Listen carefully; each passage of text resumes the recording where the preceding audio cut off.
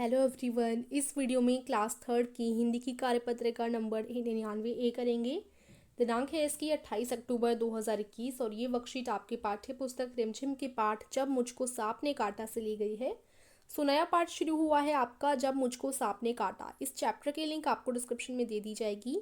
एकदम मज़ेदार चैप्टर है, बहुत इंटरेस्टिंग है, जाकर देख लीजिए। डिस्क्रिप्शन में इस चैप्टर की लिंक है। एनिमेटेड चैप्टर है, यानी जैसे आप कार्टून्स देखते होंगे उसी तरीके से बनाया गया है और आपके कोर्स में से है, तो ज़रूर देख लीजिए जिससे आपको वर्कशीट करने में आसानी रहे। आपको डिस्क्रिप्शन में जाना है, वहीं आपको इसकी लिंक मिल जाएगी।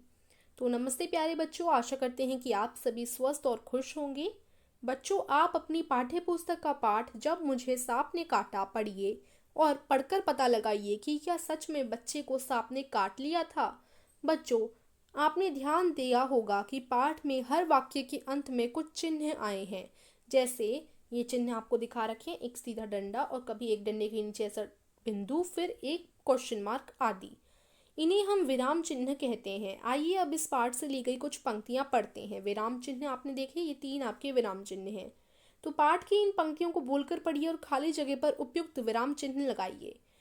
यहाँ पर जो विराम चिन्ह है वो काफ़ी देखो 4 दे रखे हैं विराम चिन्ह। एक तो ये है, इसको हम इंग्लिश में एक्सक्लेमेटरी मार्क बोलते हैं। ठीक है, सारे ही विराम चिन्ह हैं। ये आपका विराम हो जाएगा, ठीक है, जो आप वाक्य खत्म होने के अंत में लगाते हैं। और फिर आपका ये प्रश्नवाचक चिन्ह हो जाएगा, जिसे आप प्रश्न पूछते समय लगाते हैं, और ये आपका कॉमा हो जाएगा। ठीक है, तो चलिए अब हम पढ़ते हैं अपने वाक्यों को और इन विराम चिन्हों का प्रयोग करते हुए इन्हें वाक्यों के बीच में लगाते हैं। मैंने कहा नानी देखो मैंने सांप पकड़ा है। तो मैंने कहा नानी के आगे ब्राम आ जाए, सॉरी कॉमा आ जाएगा, देखो मैंने सांप पकड़ा है। सो देखो मैंने, यहाँ आ जाएगा आपका एक्सक्लेमेटरी मार्क। एक्सक्लेमेटरी मार्क कब लगाया जाता है? जब बहुत ज़्यादा हम लोग या तो प्रसन्न हो या बहुत ज़्यादा हम लोग दुखी हों, तो एक्सक्लेमेशन के लिए कोई भी हमारा अंदर से फीलिंग उत्पन्न हो रही है तो उसके लिए हम बताते हैं, लगाते हैं इस एक्सक्लेमेटरी मार्क को। मैंने सांप पकड़ा है, इसमें विराम आ जाएगा, वाक्य खत्म हो जाता है। नानी चीख उठी सांप, जब वो डर गई सांप, तो यहाँ पर भी एक्सक्लेमेटरी मार्क आ जाएगा आपका सांप।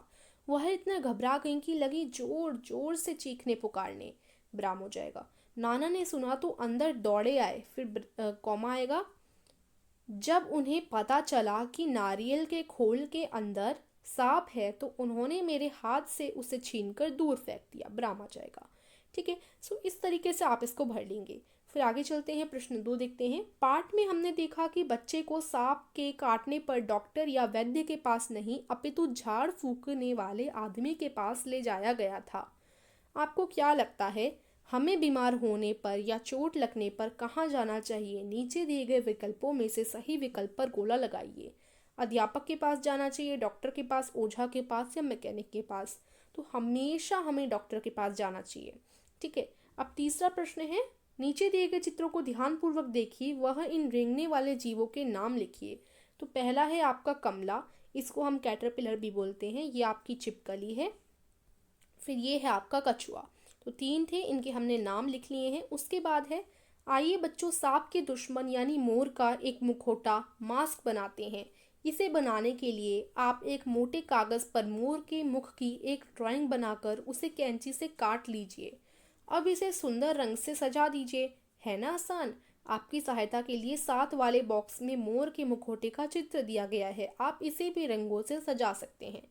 तो बच्चों, या तो आप अपनी कॉपी में इस तरीके का पिक्चर ड्रॉ कर लीजिए और उसमें रंग भर लीजिए। अगर आपको पिक्चर ड्रॉ नहीं करनी, रियल में कोई क्राफ्ट बनाना है, तो आप एक A4 साइज सीट या फिर कोई खाली सी शीट ले लीजिए, उस पर इस प्रकार का मुखौटा ड्रॉ कीजिए। ये जो है ना, इस मुखौटे को ड्रॉ कीजिए और काट लीजिए, फिर रंग भर लीजिए, या कॉपी में बनाकर रंग भर सकते हैं।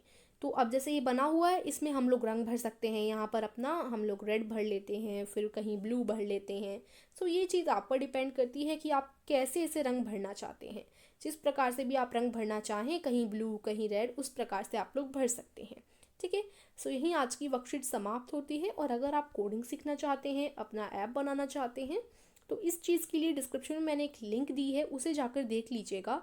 उसमें आपको कोडिंग करना बताया है कि छोटे बच्चे कैसे कोडिंग करके अपना खुद का ऐप बना सकते हैं। ठीक है, तो बेसिक है, जाकर देख लीजिएगा, डिस्क्रिप्शन में लिंक देती है।